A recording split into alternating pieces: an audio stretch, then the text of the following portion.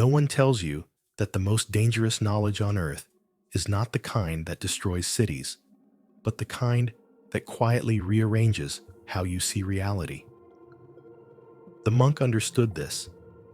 I saw it in his eyes before he spoke a single word. Eyes that had spent decades looking at something the rest of the world was never meant to see. For 17 centuries, his order had done one thing with absolute discipline.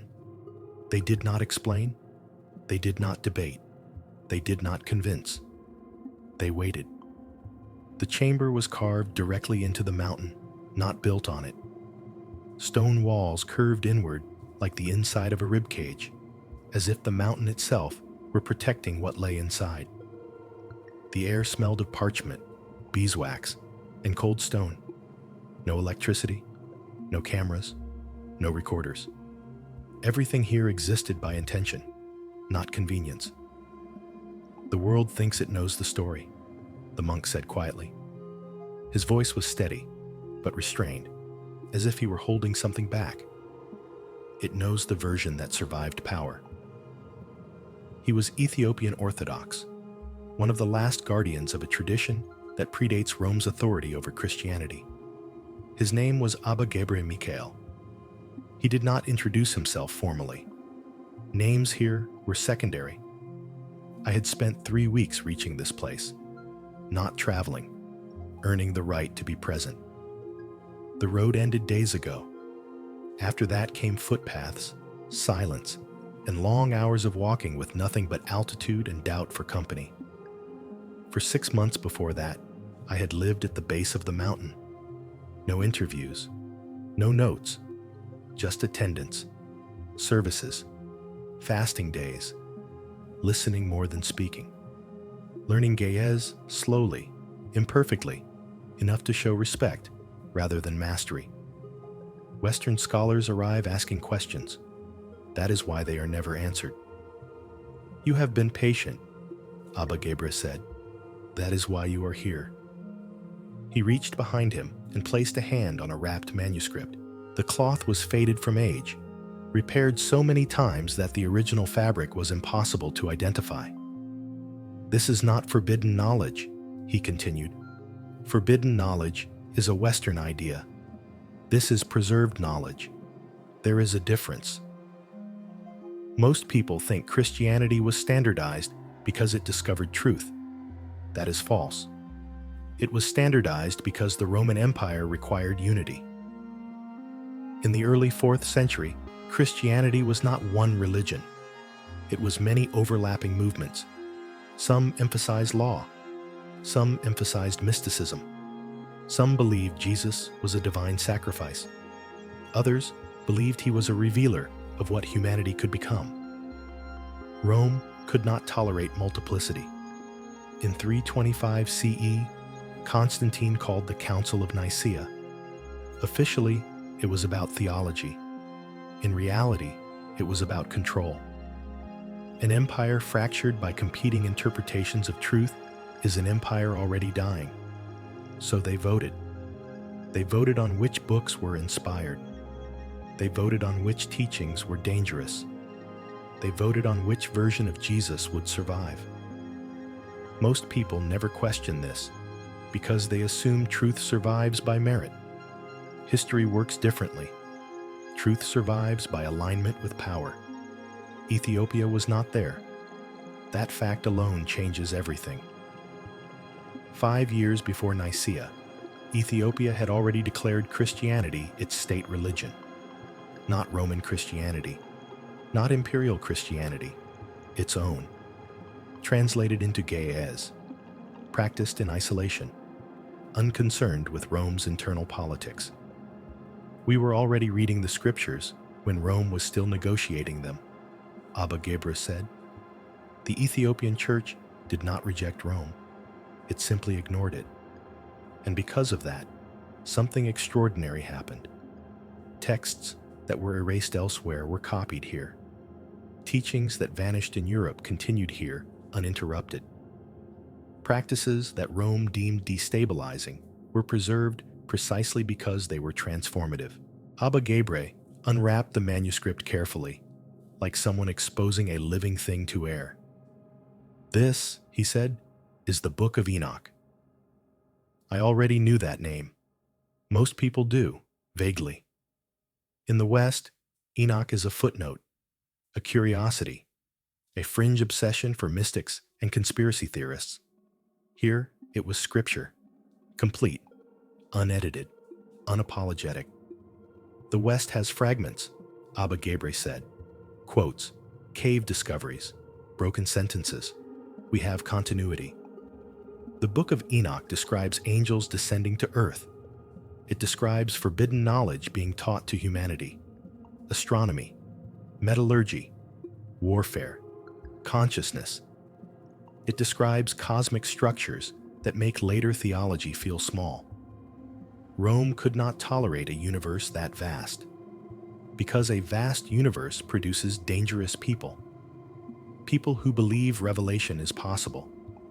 People who believe authority is not centralized. People who believe God can be encountered directly. This book does not make priests irrelevant, Abba Gabriel said, anticipating my thought. It makes them unnecessary intermediaries. That is a critical difference. If God can speak directly to the human soul, the entire architecture of institutional control collapses. Rome understood that instantly, and so Enoch disappeared, everywhere except here. A second manuscript was placed beside the first. The Book of Jubilees, he said. Time, recalibrated. Jubilees reframes Genesis.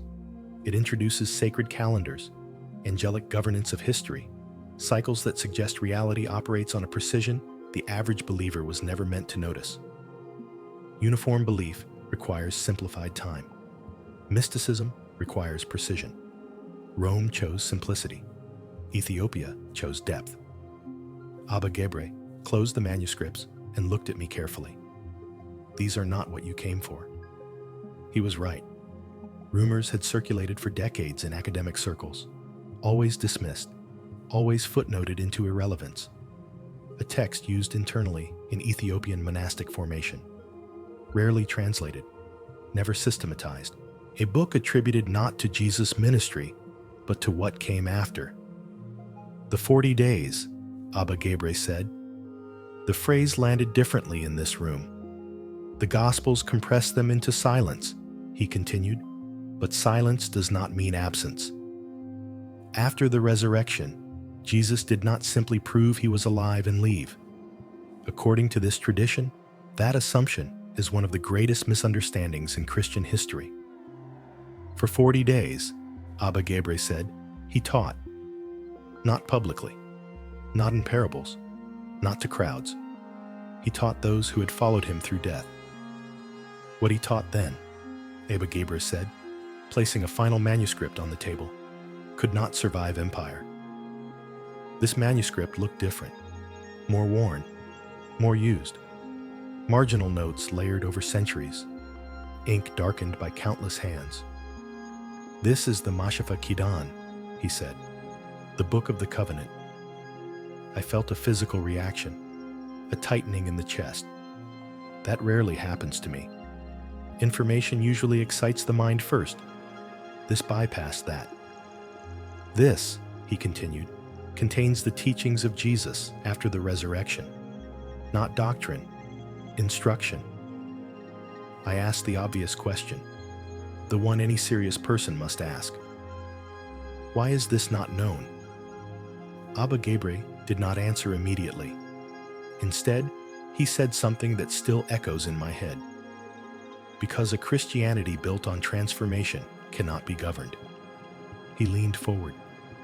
And a Christianity built on obedience cannot allow people to change too deeply. The lamp flickered. Outside, the mountain wind pressed against stone. And before opening the manuscript, before translating a single line, he looked at me and said, "Once you hear this, you cannot unhear it. And once people hear it, they will ask why they were never told." He paused. "If this story matters to you," he added calmly, "this is where you pause and decide whether you want more than comfort, If you do, support the channel and stay with us. What comes next is not decoration, it is disruption. Then he opened the book. The first thing that struck me was not what the text said, but how it spoke. This was not a sermon, not prophecy, not myth dressed as instruction. The language was precise, restrained, almost surgical. Whoever wrote this was not trying to inspire awe. They were trying to train perception. Abba Gabri began translating slowly, line by line, never rushing, never embellishing. On the first day after the Sabbath, he read, he stood among them, not as before, but as one who had crossed and returned. And they feared him, not because he was terrible, but because he was complete. That alone was a rupture. In canonical Christianity, the resurrection is proof, evidence, a divine receipt stamped by God to validate Jesus' authority. Here, it was something else entirely, completion. The text did not frame the resurrection as an exception. It framed it as a revelation. You believe I rose so that you may believe, Jesus says later in the manuscript. But I rose so that you may understand what you are. That sentence alone would have been enough to bury the text forever. Abba Gabri paused often, not because the language was difficult, but because the implications were. Rome needed a singular miracle, he said quietly. This text offers a universal possibility. The teachings of the 40 days were structured, progressive, not mystical rambling, not poetic ambiguity, instruction. Jesus does not speak as a distant deity issuing commands. He speaks as a guide correcting misunderstandings. You think death was the enemy, one passage reads, but fear was the enemy. Death was only the boundary. In this account, the crucifixion is not emphasized as payment. There is no obsession with guilt, substitution, or appeasing wrath. Those frameworks simply do not appear. Instead, Jesus addresses perception. You followed me while fearing loss, he tells the disciples. Now, you must learn to follow without fear. Otherwise, you will build churches that teach fear in my name. That line was annotated heavily in the margins by generations of monks. Abba Gabri traced one annotation with his finger. This, he said, is why it was dangerous. The manuscript does not abolish community. It abolishes dependency. Jesus repeatedly warns the disciples against externalizing authority. You will be tempted, he says, to replace my presence with structures, to replace understanding with repetition, to replace transformation with rules. Resist this. In one section, Peter asks, what will happen when Jesus is no longer physically present?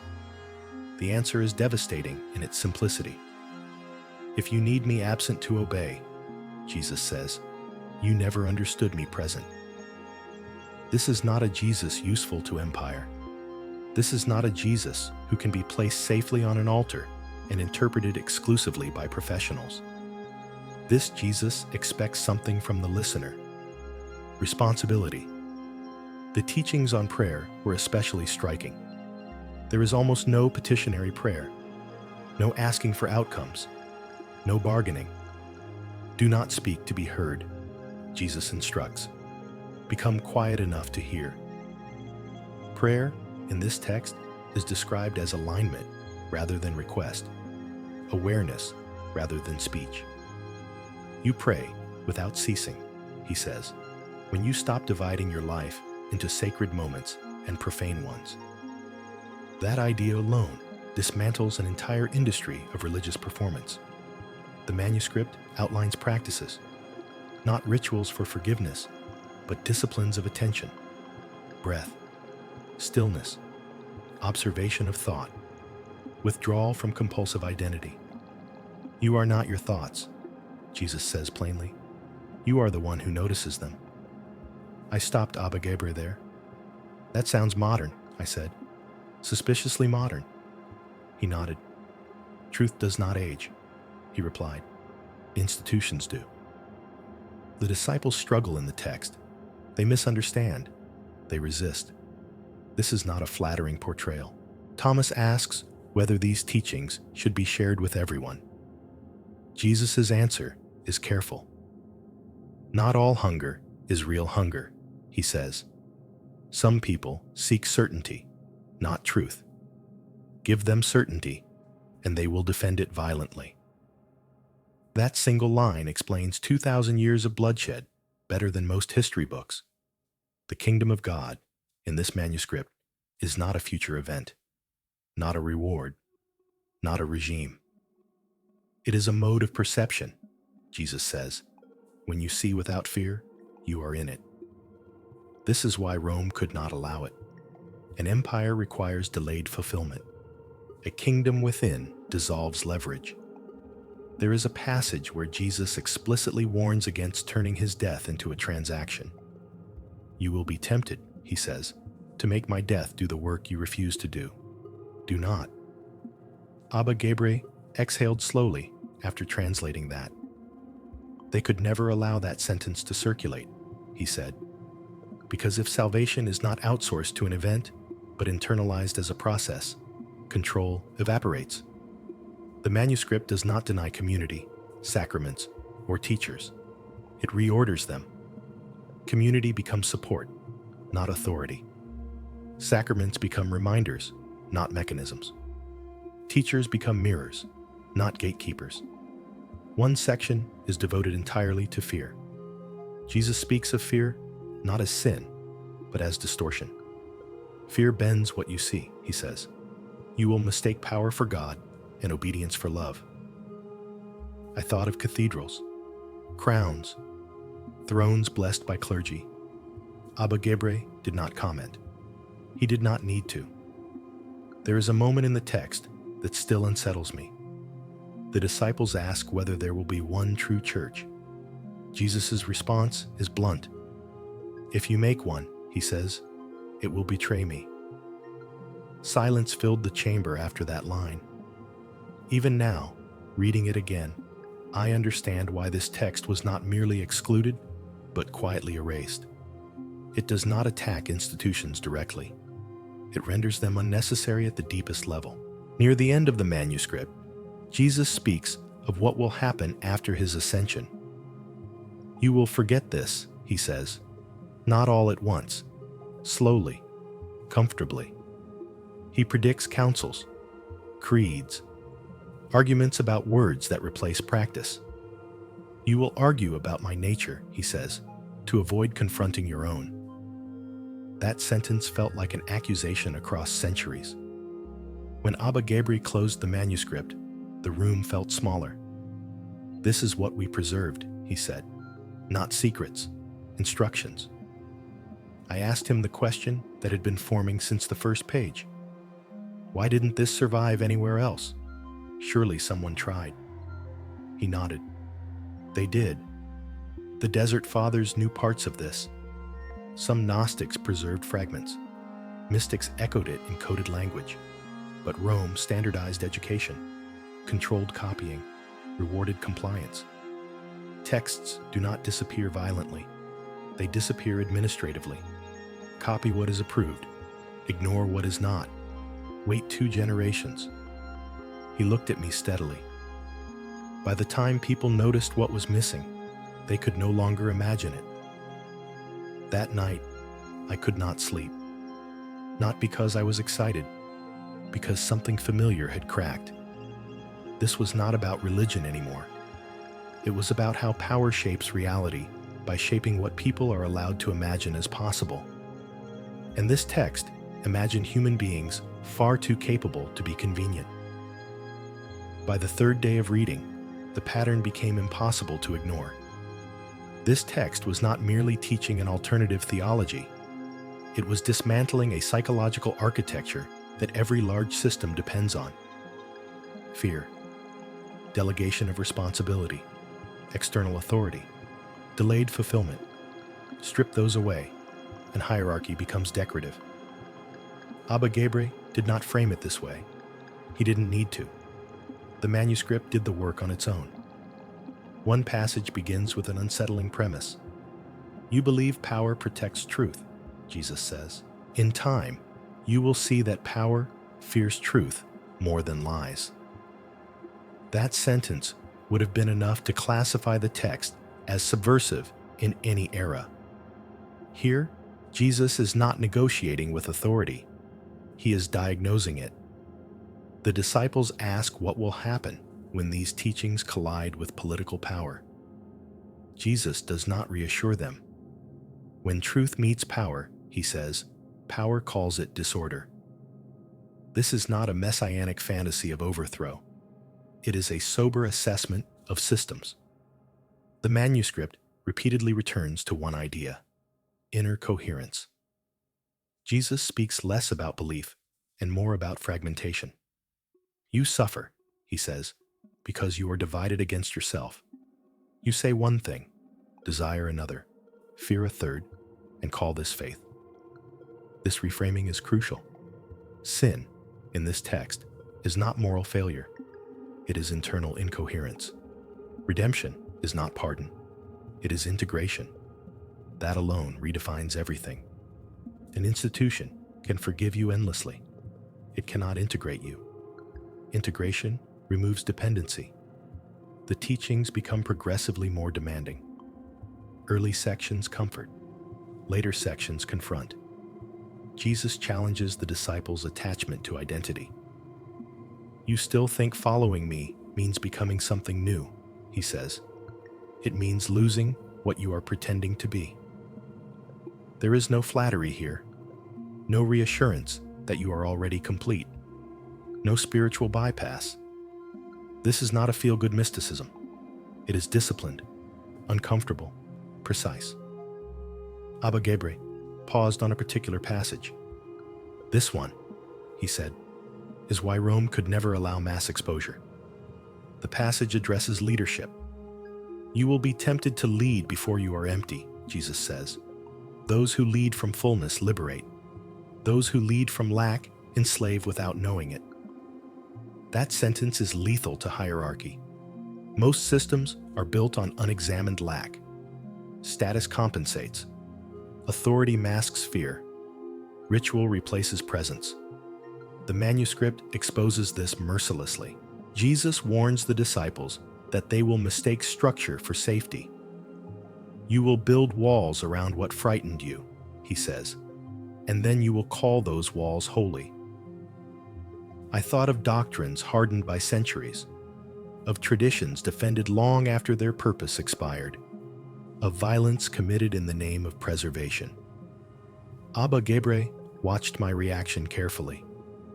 This text does not accuse, he said, it reveals. There is an entire section devoted to what happens when teachings outlive understanding. Jesus describes how words fossilize. What is alive, he says, must be practiced. What is repeated without practice becomes control. That is an extraordinary claim. It suggests that orthodoxy is not merely incomplete. It is dangerous when divorced from inner work. The disciples ask whether rules are necessary at all. Jesus' answer is nuanced. Rules are training wheels, he says, but many will build temples to the wheels and forget how to ride. That metaphor appears repeatedly in Ethiopian marginal notes. Rules are not evil. They are temporary. But institutions rarely relinquish temporary power. One of the most striking sections concerns violence. The disciples ask whether force will ever be justified in defending the truth.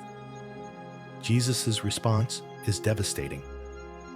Truth defended by violence has already been lost, he says. You are only protecting your certainty. That sentence alone disqualifies crusades, inquisitions, forced conversions, and every holy war that followed. It also explains why such wars happened anyway. Certainty is intoxicating. Transformation is demanding. The manuscript never promises safety. It promises clarity. and clarity destabilizes systems built on confusion. As the days passed, a larger realization began to form. This was not a lost gospel. It was a training manual, not for belief, for perception. The text assumes that humans are capable of extraordinary awareness, but only through sustained effort. You will not stumble into truth, Jesus says. You will resist it. That is psychologically accurate in a way theology rarely is.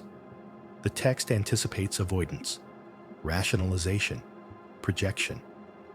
You will call your fear wisdom, Jesus says, and your comfort faith. The monks annotated this heavily because they had watched it happen for centuries. Abba Gebre explained something crucial. Rome built a faith that scales, he said. We preserved one that deepens. Scaling requires simplification. Depth resists it.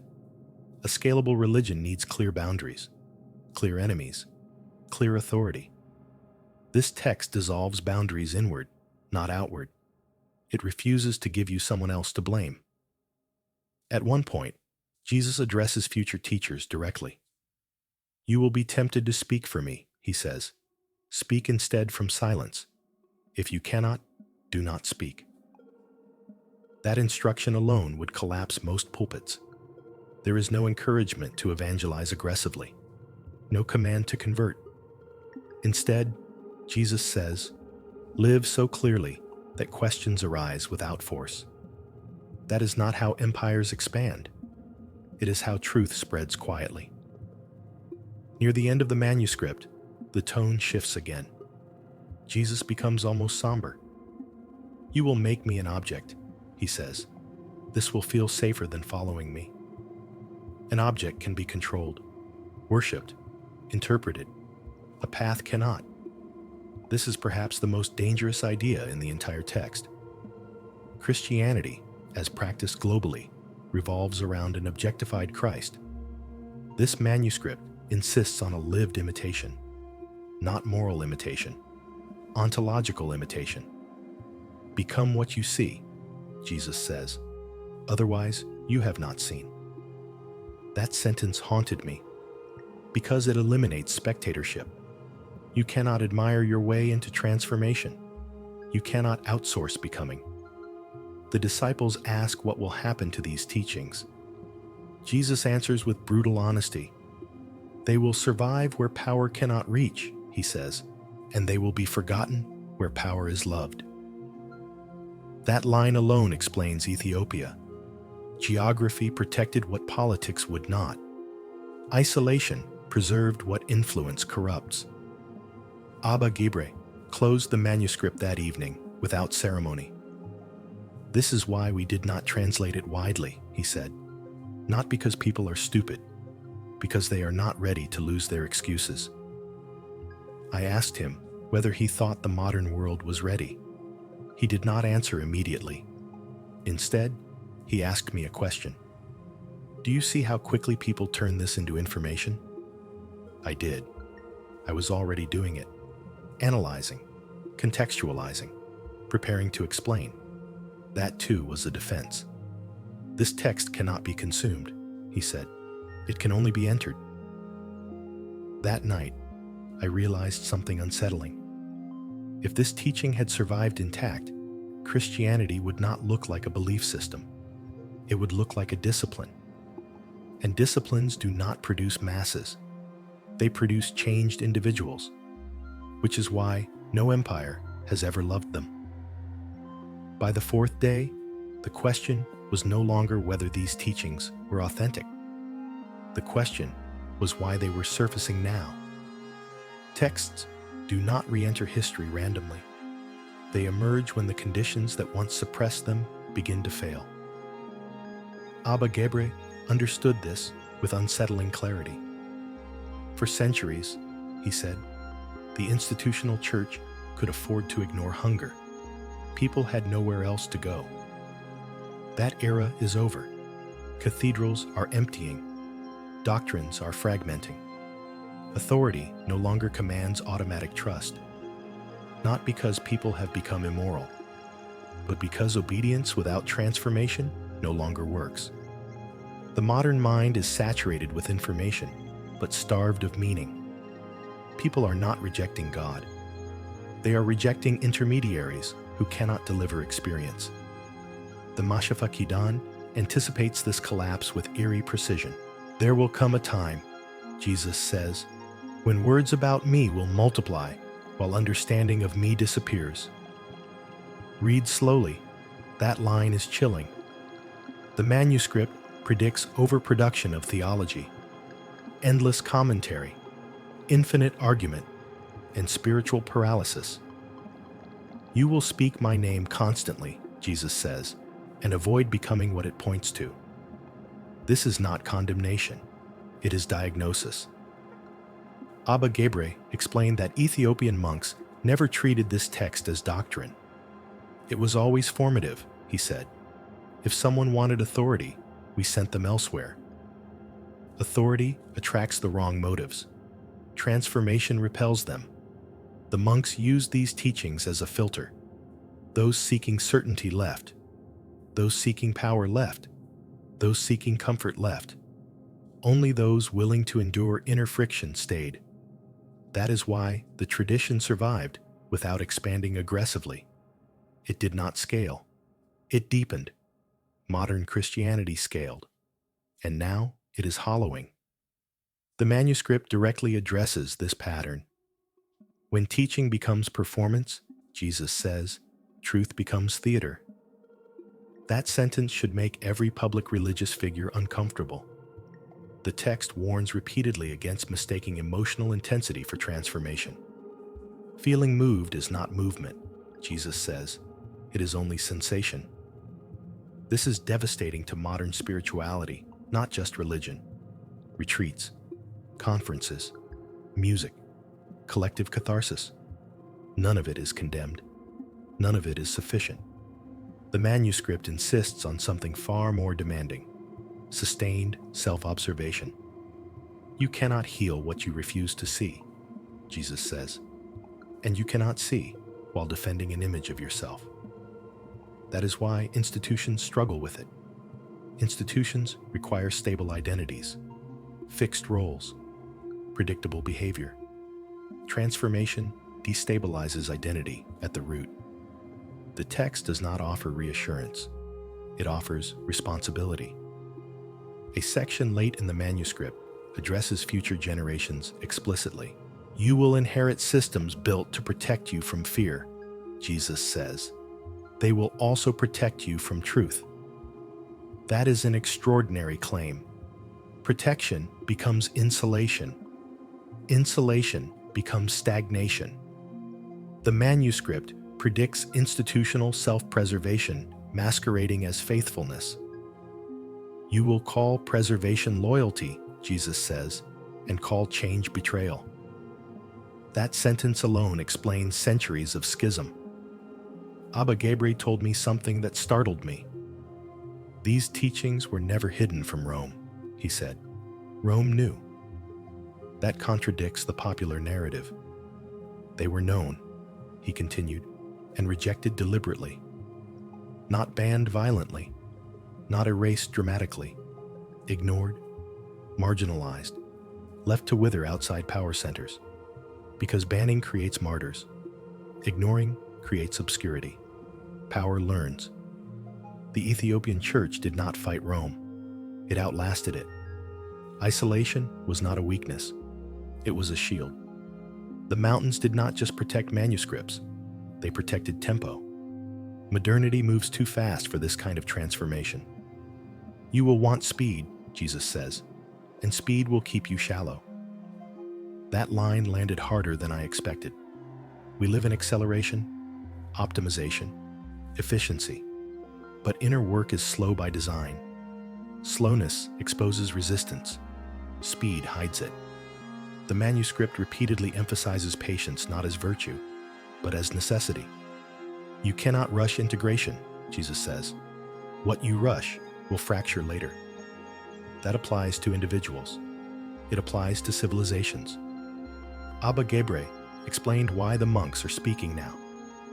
Because fragmentation has reached saturation, he said. People are breaking apart faster than institutions can repair them.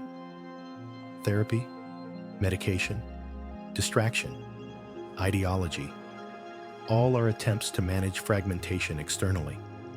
This text addresses it internally, not by suppressing desire, not by moralizing failure, but by seeing clearly.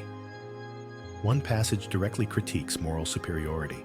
You will be tempted, Jesus says, to replace fear with righteousness. This will feel like progress. That sentence is lethal to ideological purity. Righteousness without humility becomes cruelty. The manuscript does not produce saints easily. It produces sober people. People who cannot lie to themselves comfortably. That is why it never became popular. Popularity requires flattery. This text offers none. Abba Gebre pointed out something subtle. Notice, he said, how often Jesus refuses to answer abstract questions. The disciples ask about afterlife, judgment, cosmic timelines. Jesus redirects constantly. Attend to what is here, he says. You are avoiding it. This is infuriating to minds addicted to speculation. Eschatology is a distraction from embodiment. The manuscript insists that transformation happens now or not at all. You will look for signs, Jesus says, but the sign is whether you have stopped lying. That line alone would empty many churches. The text predicts its own misuse. You will quote me, Jesus says, to avoid becoming me. That is prophetic in the most uncomfortable sense. Modern spirituality consumes insight as identity. Information becomes insulation.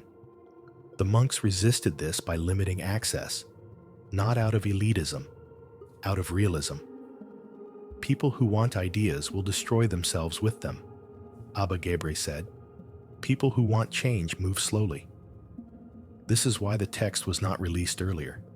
Not because people were ignorant, because they were not desperate enough. Desperation breaks arrogance. Now, desperation is everywhere. Meaninglessness, anxiety, loneliness disguised as connectivity. The institutional answers no longer work. The manuscript anticipated this exhaustion. When the structures fail, Jesus says, do not rebuild them. Look inward. That is not advice systems like. It cannot be monetized easily. It cannot be administered efficiently. It produces fewer followers, but deeper ones. Abba Gebre said something near the end of that day that I wrote down immediately. Empires collapse when their myths fail, he said. Religions collapse when their practices stop working. This text never relied on myth alone. It relied on lived verification. That is why it survived without propaganda. The monks did not argue. They practiced. They did not convince. They embodied. That is slow, quiet, unimpressive, and unstoppable. By the time I finished reading the 4th section, something became clear. This was not about rewriting Christian history. It was about recovering a capacity humanity had outsourced for centuries. Direct encounter, inner authority, responsibility without supervision. And that is far more threatening than any heresy. On the last morning, Abba Gebre did not bring the manuscript. Instead, he took me outside. The path climbed along the mountain's spine, narrow and exposed. To the left, a drop that punished distraction. To the right, stone walls marked with crosses worn smooth by centuries of touch. Texts are temporary, he said as we walked. What they awaken is not. That sentence reframed everything. The danger of the Mashafa Qidan was never in its content alone. It was in what it trained people to notice once the book was closed. Awareness does not ask permission. It does not respect hierarchy. It does not need validation. And once cultivated, it cannot be revoked. We stopped at a ledge overlooking the valley. Far below, villages clustered like small acts of defiance against emptiness. No roads, no signs, no symbols of global belonging. This, Abba Geber said, gesturing outward, is why we survived. Not faith, not doctrine, position, outside the circuits of power, outside acceleration, outside the need to perform relevance. The monks did not preserve Christianity. They preserved a way of seeing, and that distinction matters. I asked him what he believed would happen once these teachings became public. He did not answer immediately. Most people will misunderstand them, he said finally. Some will weaponize them. Some will turn them into aesthetics. Many will reduce them to content. That was not pessimism. It was pattern recognition. And a few? I asked. A few, he said, will stop lying to themselves. That is the threshold the text demands. Not belief, not affiliation, not admiration.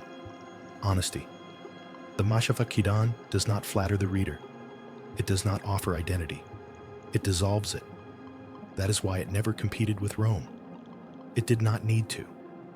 Rome built a system that required constant reinforcement. This text builds a capacity that reinforces itself. Once someone learns to observe their fear without justification, power loses leverage. Once someone stops outsourcing conscience, authority changes shape. Once someone experiences coherence internally, manipulation becomes obvious. That is not rebellion. It is maturity. And maturity does not gather crowds easily. Before we descended, Abba Gebre gave me the translated pages. Not the full manuscript. Selected passages. Enough to transmit direction without pretending to complete the work. People always want the whole thing, he said. But wholeness is not given. It is practiced. At the gate of the monastery, he said something I did not expect. Do not defend this. I looked at him, confused. Defending turns it into ideology, he continued. Let it stand or fall by its effect. That instruction was consistent with everything in the text.